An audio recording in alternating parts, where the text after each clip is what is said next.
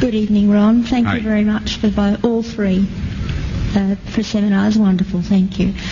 My question is that you said that you had the blood of our Lord examined by the Israelis. That's correct. What was their determination of that?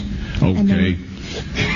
Now, we won't be able to take second questions. I'm sorry if you're on your second one. Please just step out. I love you, but we're running out of time.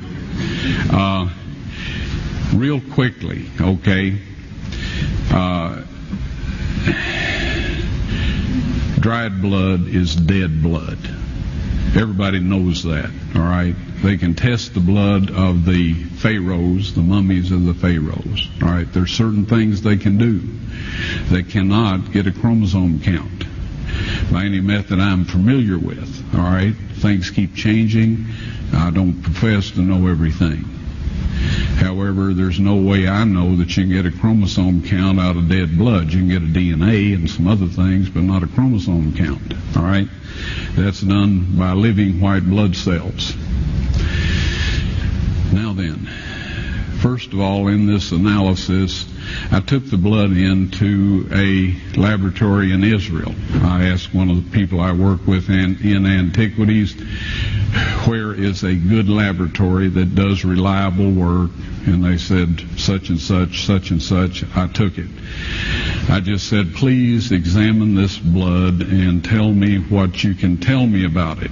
All right? They said, well, look, we're going to reconstitute it. We're going to put it in normal saline and keep it at body temperature for 72 hours with gentle swirling. All right? That's their business. That's great. I said, now I want to be there when you check it out. They said, fine. So I was back. They checked it out. I said, now, they said it's human blood. We can tell that. They did whatever tests they need to do. And then I said, take some of the white blood cells and put them in a growth medium and keep them at body temperature for 48 hours. And they said, well, that'll do no good because it's dead blood. I said, would you please do that for me? And they said, okay, we'll do it. So anyway, I said, I want to be there when you take it out and examine it. So I was back there. They took it out, examined it under a microscope, and the one technician called the other one over there, and then they called the boss over there, and they were talking Hebrew a mile a minute there for a little bit, and they looked at me and they said, Mr. Wyatt, this human blood only has 24 chromosomes in it.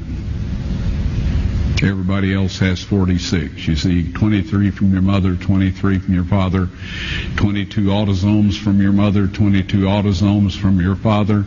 You get an X from your mother, you may get an X or a Y from your father, all right?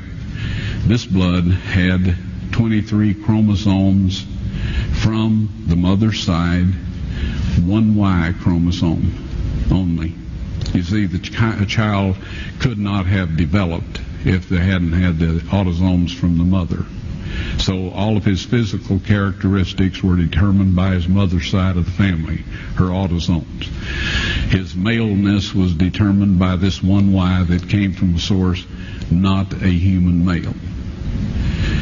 Then they said, this blood is alive. And then they said, whose blood is this?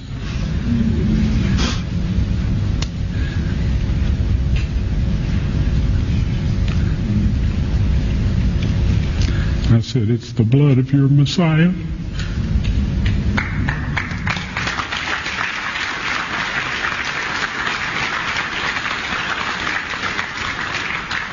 And I assure you those men's lives have changed. You're welcome.